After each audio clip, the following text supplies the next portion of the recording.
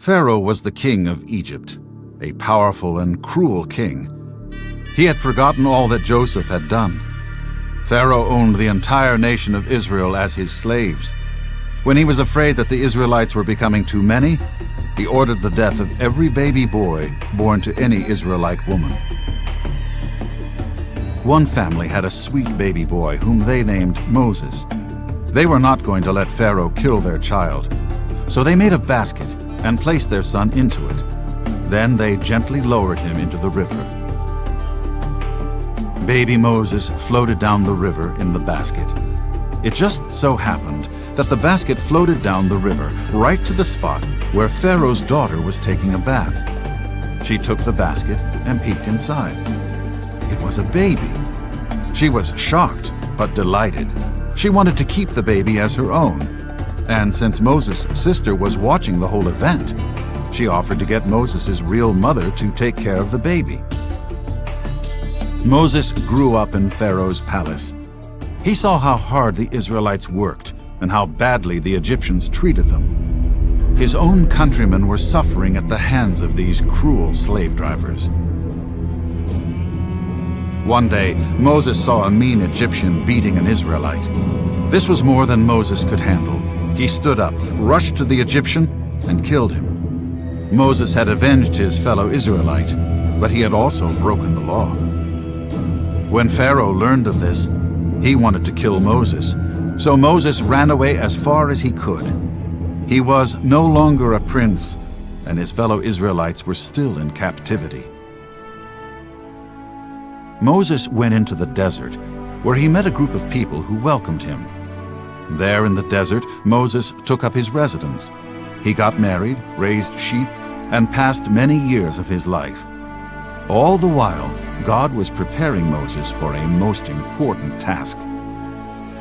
One day, while he was taking care of his flock, Moses saw a strange sight. There, in the middle of the desert, was a bush on fire. This was quite a sight, so Moses came closer to investigate. Then God spoke to Moses from the burning bush. He told Moses to go back to Egypt, along with his brother Aaron, to help rescue the Israelites.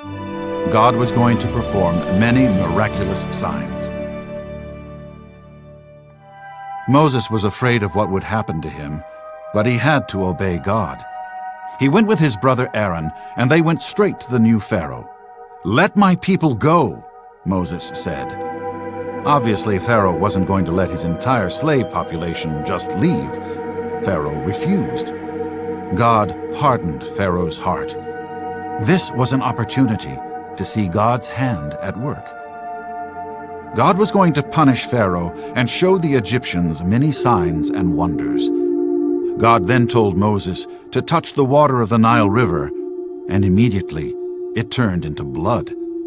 Soon all the water in Egypt turned into blood. Pharaoh's magicians said they could do that trick as well, and so Pharaoh was not impressed and still refused to let the Israelites go. Again, Moses pleaded with Pharaoh, but God hardened Pharaoh's heart, and he refused to let the Israelites go.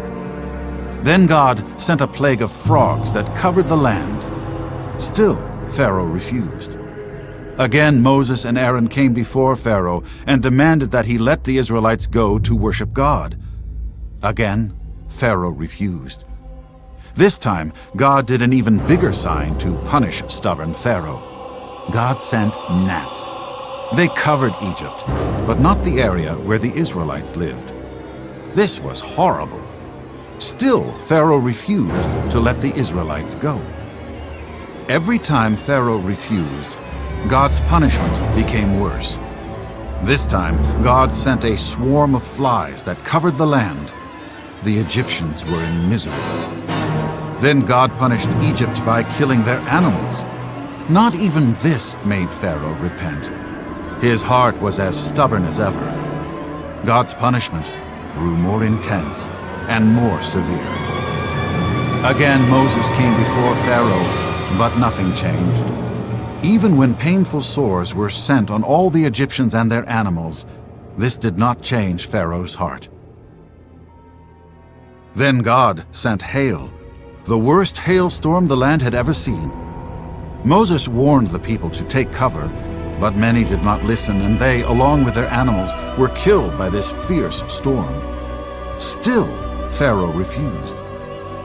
Then God sent a plague of locusts to cover the entire land. It was horrible, but not enough to make Pharaoh change his mind. Then came God's final punishment, worse than any of the other plagues. This time, God was going to take the life of all the Egyptian firstborn, human and animal. God told the Israelites to take a lamb, slaughter it, and paint some of its blood on the doorposts of their houses. That night, when the angel of the Lord would pass by their house and see the blood, it would spare their firstborn. Any house that did not have this marking would lose their firstborn.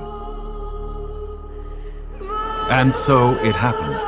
That night the angel of the Lord came, and all the firstborn of Egypt died. There was loud weeping and crying everywhere. Even Pharaoh's son was dead.